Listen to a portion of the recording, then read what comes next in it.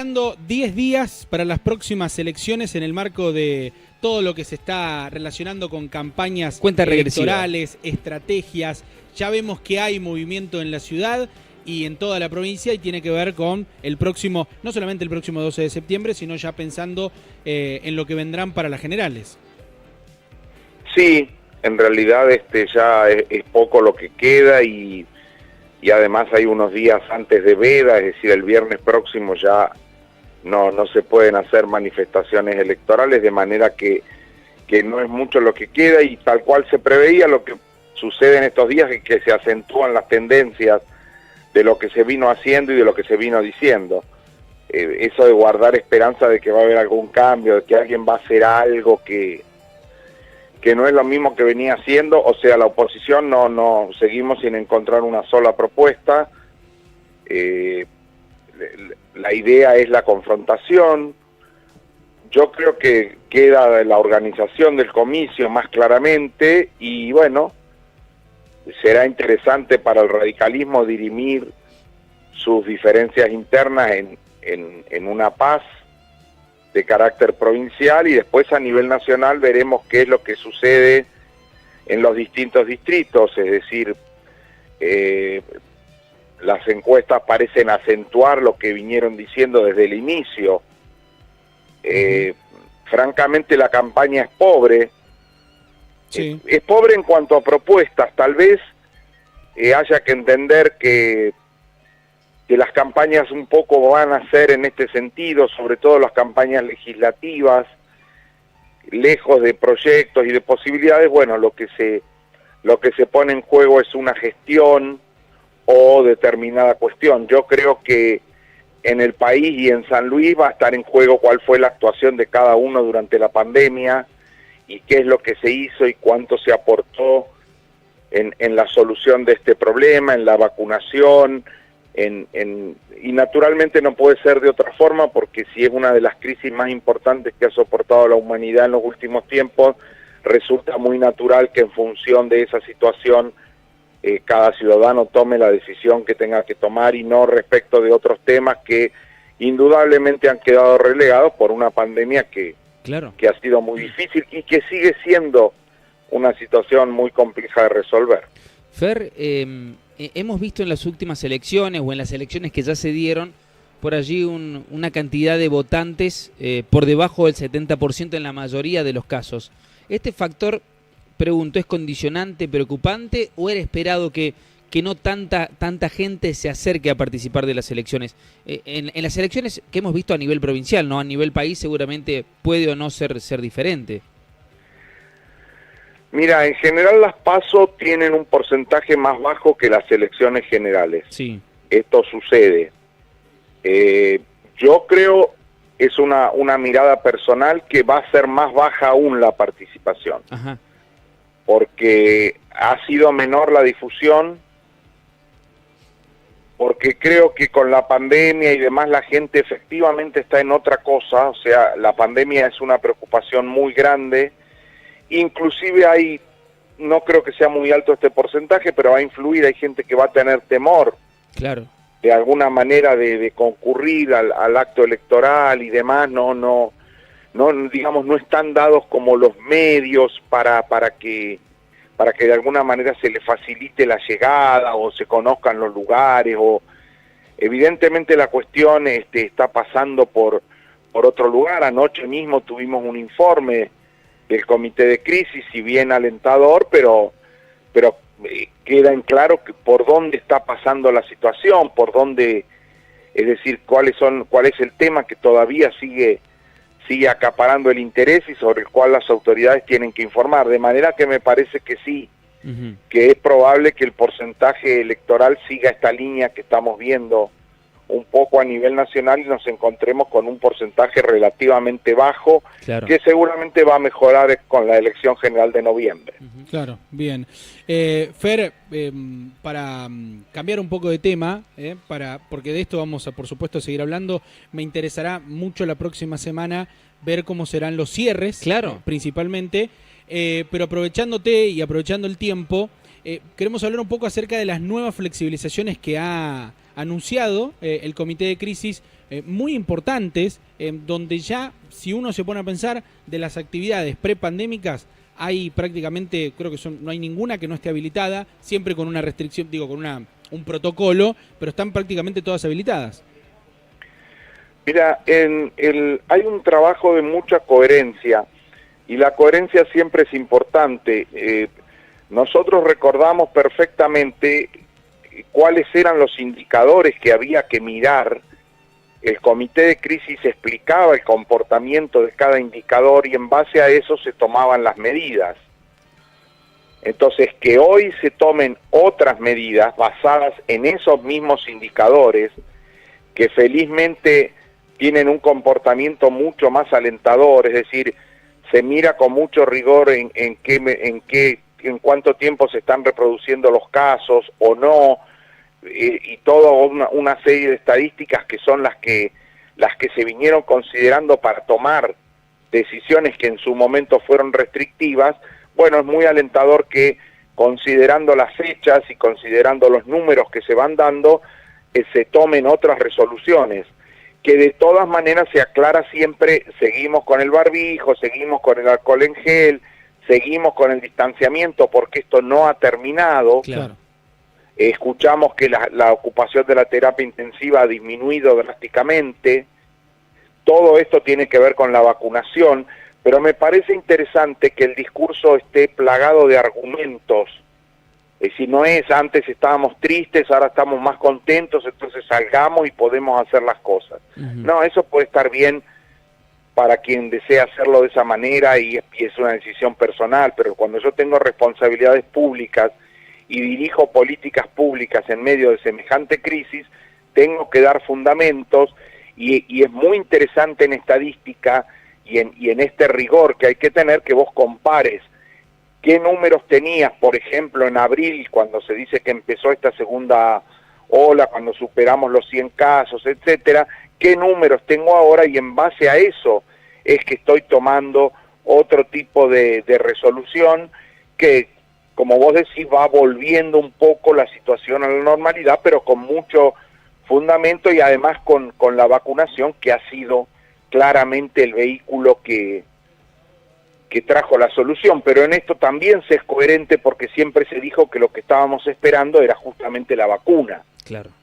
Que además sirve para que los casos en los que se ha presentado el contagio no registren la gravedad que tenían en situaciones anteriores. Claro. Fer, vimos y escuchamos a Bisotti, a Silvia Sosa Araujo durante y post el COFESA, y hacían referencia a esto, la vacunación. Hoy están aplicando inclusive segundas dosis a los menores en situación priorizada y prioritaria de salud. Esto también marca un avance. Ella, cuando dialogamos con Silvia Sosa Araujo, decía, no es que en otros lugares se están haciendo las cosas mal, sino que tal vez en San Luis se están haciendo demasiado bien. Bueno, y marca también un poco lo del Día del Estudiante, que se aproxima gracias al sistema de vacunación. Esto también marca un poco el rumbo de lo que puede ser a futuro en un verano no auspicioso, con más aperturas tal vez. Mira, cuando vos tenés cuando aplicás políticas públicas y lo hace gente experimentada, tenés mucho training en esto. San Luis tiene una escala pequeña, en muchas cosas eso nos perjudica, pero también en muchas cosas nos beneficia. Claro. Entonces, cuando el ministro de Educación tiene muy claro que San Luis tiene, supongamos, porque no tengo la cifra actual, alrededor de 500 escuelas, y sabe cuáles son, y sabe cómo llegar a cada una, entonces cuando tiene que aplicar una política pública, porque además se aplican políticas públicas, porque además el Estado está presente en la aplicación de esas políticas públicas, lo hace con mucha eficiencia. La ministra de Salud conoce toda la provincia, recorre toda la provincia, sabe dónde están los vacunatorios, controla lo que se hace en cada vacunatorio. Hay equipos de logística muy aceitados en muchas materias. San Luis Solidario es una institución que permanentemente concurre a los lugares de la provincia que hay que ir a resolver situaciones. Esto te da un conocimiento muy grande, que cuando hay que aplicar una política de este tipo, vos tenés aceitados los mecanismos. Además, San Luis, el gobierno de San Luis tiene mucha flexibilidad en el sentido de de no quedar aferrado a estructuras muy firmes, muy cerradas, que después te cuesta mucho modificar. Cuando el gobierno dice, no, bueno, hoy la prioridad es la vacunación, y todos los ministerios ponen la fuerza que tienen, la energía que tienen en ese propósito. Entonces esto hace que vos cuentes con mucha ayuda, claro, con mucho apoyo, que la policía entienda cuál es la prioridad, que quienes están en el transporte comprendan que justamente que te vas a dedicar a esta cuestión, y lo mismo sucede con cada uno de los ministerios. La Universidad de La Punta sabe cuál es la política pública que hay que apoyar, que hay que acompañar en ese momento, y así lo hacen distintos estamentos del Estado, que además rápidamente, por ejemplo, abren y proponen sus instalaciones para que esto sea factible en cada lugar. Esto de disponer de estructuras en cada lugar, de salones acordes, de personas que los mantienen limpios, que los mantienen adecuados para la aplicación de una política pública de este nivel, me parece que han sido todas cuestiones que han contribuido a que efectivamente el procedimiento de vacunación haya sido absolutamente eficaz. Y no hay, Fer, personas que de alguna manera se hayan opuesto a la vacunación, por lo menos aquí en la provincia no ha habido un movimiento, digamos, fuerte. El famoso movimiento antivacunas no se vio acá. No se vio tanto, tampoco en el país en general no fue mucho. Podemos en Buenos Aires, bueno, seguramente sí, para nosotros es mucha gente. En Córdoba fue el principal drama, si mal no recuerdo. Fue uno de los puntos por ahí más de más conflicto con esto, pero bueno, lo decía la ministra Bisotti en la conferencia, ¿no? Decía, para nosotros no hay ningún tipo de discusión. Claro. Está científicamente comprobado que es una alternativa ante este virus que vino para quedarse, ¿no? Viste que los cordobeses son un tanto más expansivos, más ampulosos, les gusta explicar por qué están en contra de las cosas. Sí. Yo creo que sin duda tiene que ver también con el carácter, con la forma de alguna población. En San Luis se vio claramente la eficacia, y las cosas se difunden rápidamente. Cuando se ve que algo es útil y se ve que se hace y que resuelve un problema, en general la población lo comprende y adhiere a la medida, entiende que esto está resolviendo un problema. Además, las políticas de todo esto de la pandemia en San Luis fue llevado muy en común. Digamos, los informes del comité de crisis los seguíamos todos, obviamente me refiero a un número importante de gente, habrá otra gente que no, pero en general era un tema de dominio en común de la gente. La opinión pública estaba dedicada a esto, y además iba siguiendo cada una de las etapas. Ahora esto, bueno, entonces la vacunación también cayó en eso, y para oponerse, en realidad, a lo mejor los médicos en San Luis actuaron con bastante responsabilidad en este sentido, y no hubo voces científicas o acreditadas en el tema que salieran a decir algunos disparates que tuvimos que escuchar en otros lugares, y que por suerte en San Luis no encontraron demasiada difusión, y esto me parece que también ayudó en este sentido. Además, si vos ves que tu vecino se vacuna y que le va bien, la vacuna, acá también hay que rescatar la coherencia, porque cuando tenemos que castigar políticas públicas lo hacemos rápidamente. El hecho de tener en cuenta las dificultades preexistentes, el estado de salud de cada persona previamente a esto, y priorizar en la vacunación a esas personas, ayudó a evitar muchas muertes. Porque seamos claros, hay personas que les tomó la enfermedad y que si no hubieran estado vacunadas, hay una alta probabilidad de que hubieran tenido problemas mucho más serios de los que tuvieron. Entonces fue coherente el modo en que se empezó con la gente más grande, con la gente con enfermedades preexistentes, con enfermedades que claramente, por eso es tan importante estar sobre el tema y estar estudiando. Claro, como se veía que, por ejemplo, no entiendo nada, pero doy los ejemplos que más conocemos, diabéticos, obesos, etcétera, eran los que tenían más problemas con la enfermedad, es a los que primero se vacunó. Sí. Esto no es una casualidad, ver un brazo y aplicar una vacuna. Es decir, hay una política, hay una idea, se toma la experiencia del mundo, la experiencia de cada lugar, y se va aplicando. Y como decimos en San Luis, por suerte el movimiento antivacunas existió como un movimiento. No tuvo demasiado éxito, felizmente, y por eso también ese también debe ser un factor que incide en esto que estábamos hablando.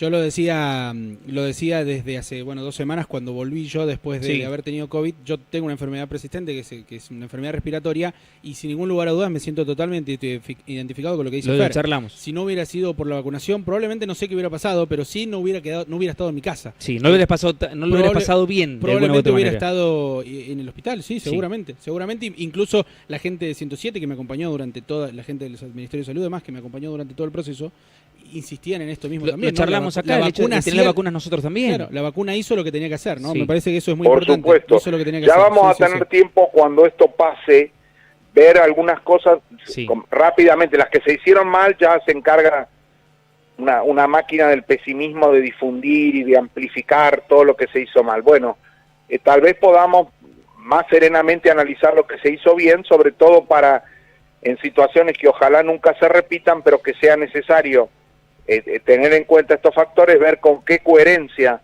se estudió y ver de qué manera se aplicó la ciencia, la estadística y una serie de cuestiones científicas, académicas que fueron muy útiles en esta materia. Fer, muchísimas gracias como siempre, es un placer escucharte y nos vamos a encontrar la semana que viene ya en la recta final. Cuenta regresiva. En el cierre de las pasos nacionales y de las PAS aquí en la provincia. Cómo no, cuando ustedes quieran. Un abrazo grande. Un abrazo, Fer. 21 horas la Argentina, Fer. Hoy ganamos, tranquilo. Sí, Argentina, Venezuela, medio raro. Nos toma fuera de clima y nos toma con los jugadores que sí, que no, que vamos a ver qué pasa. Les tocó un partido bastante jugable. Vamos a la escaloneta. Yo creo que con algo de viveza y un poco de suerte van a hacer algún gol y después van a acomodar el partido como les convenga. Muy bien, abrazo Fer, gracias. Chau, abrazo grande, abrazo. Gracias. Bueno, Fernando Salino, hoy nos hemos extendido, pero bueno, vale por supuestamente la pena cuando lo escuchamos a Fer. 10:20, nos vamos, que tengan una buena jornada, se quedan con Antes del Mediodía, con todo el equipo, con Pablo Tobal, ya está Agostina, ya están todos. Estamos todos. Nosotros nos encontramos mañana. Hoy la escaloneta, ¿cómo sale?